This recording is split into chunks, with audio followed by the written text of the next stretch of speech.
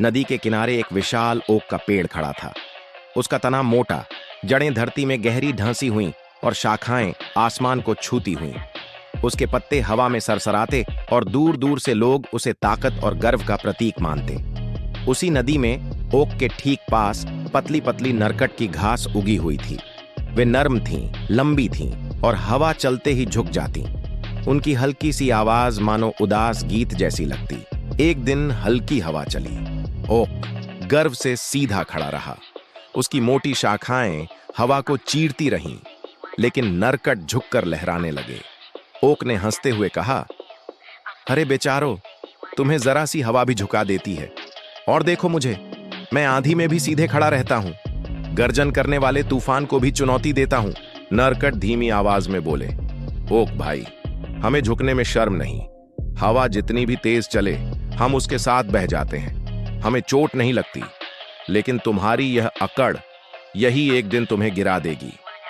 Okay ठहाका मारकर हंसा, मैं गिरूंगा? मैं तो इस जंगल का राजा हूं। मेरी ताकत से तूफान भी डरते हैं। दिन बीतते गए, ऋतुएं बदलीं, कभी धूप, कभी हल्की बारिश, कभी ठंडी बयार आती। हर बार ओक गर्व से सीधा खड़ा रहता और नरकट झुककर गीत गाते। फिर एक रात उत्तर दिशा से भयंकर आंधी चली। आसमान काला हो गया, बादल गरजे, बिजली चमकी, नदी उफान पर आ गई। हवा ने जोर मारा, नरकट कांपते हुए झुक गए। वे लगभग पानी में लेट गए। उन्होंने आपस में फुसफुसाकर कहा, यही हमारा बचाव है। हम हवा के आगे झुक जाएंगे, तभी बच पाएंगे। लेकिन ओक ने गर्जना की, मैं कभी नहीं झुकूंगा, मैं इस आंधी से लड़ूंगा। उसने अपनी सारी ताकत से हवा का सामना किया।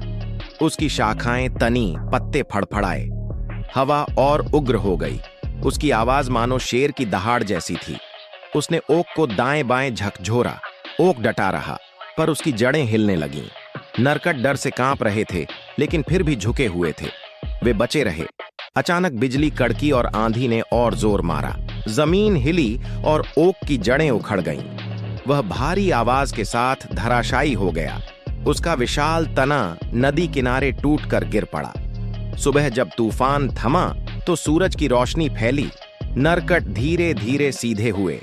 उन्होंने चारों ओर देखा और विशाल ओक को जमीन पर गिरा हुआ पाया। उनकी आवाज में करुणा थी।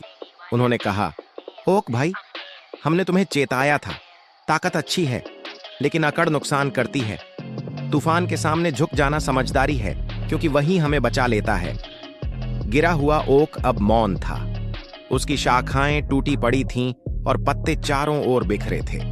उस दिन से नदी किनारे के हर जीव ने यह सबक सीखा, अहंकार और जिद अंत में हमें गिरा देते हैं। जो समय के साथ झुक जाता है, वही सबसे मजबूत साबित होता है।